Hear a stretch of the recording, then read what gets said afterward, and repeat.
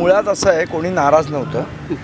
काही भावना होत्या ज्या सन्माननीय राजसाहेबांकडे त्यांना व्यक्त करायच्या होत्या, याच्यासाठी त्यांना बोलवलेलं होतं. त्यांनी भावना व्यक्त केल्या, साहेबांनी मार्गदर्शन केलं आहे. आता ते सगळे विषय बाजूला ठेवून महायुतीला जो पाठिंबा आम्ही दिलेला आहे त्या पद्धतीने आमचे सगळे महाराष्ट्र सैनिक काम करतील आणि सन्माननीय राजसाहेबांनी त्याचे आदेश दिले, त्यांच्या भावना समजून घेतलेत आणि त्याच्यावर काय करायचं तर साहेब योग्य ते गोष्ट करतील.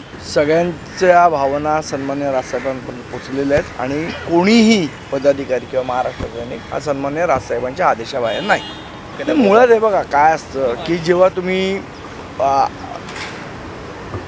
काँग्रेस असेल किंवा समजा शिवसेना असेल, हे दोघं काय गळ्यात गळे घालून काम करतात का? काही धुसफूस स्थानिक पातळीवर असते आणि ती सगळीकडेच असते. ती काय फक्त इथे आहे किंवा तिथे आहे अशातला भाग नाही, सगळ्यांमध्ये असते, चालत राहणार. पण ओव्हरऑल महाराष्ट्र सैनिकांना जो आदेश दिला त्याप्रमाणे आमचे पदाधिकारी सगळे काम करतील. कुठे कुठे सभा घेणार आहेत याचं काही शेड्यूल ठरलं आहे का? महाराष्ट्रभर सभा त्यांच्या होणार आहेत का? अजून काहीही ठरलेलं नाही. पुण्यातून अशा बातम्या आल्या होत्या की राजसाहेबांची आणि मोदी ऑफ द रेकॉर्ड मग बातमी कन्फर्म कशी करायची? तुमच्या नेत्यांकडून पण ऑफ द रेकॉर्ड काही बोलले असतील तर ते थोडी ऑन रेकॉर्ड आहे.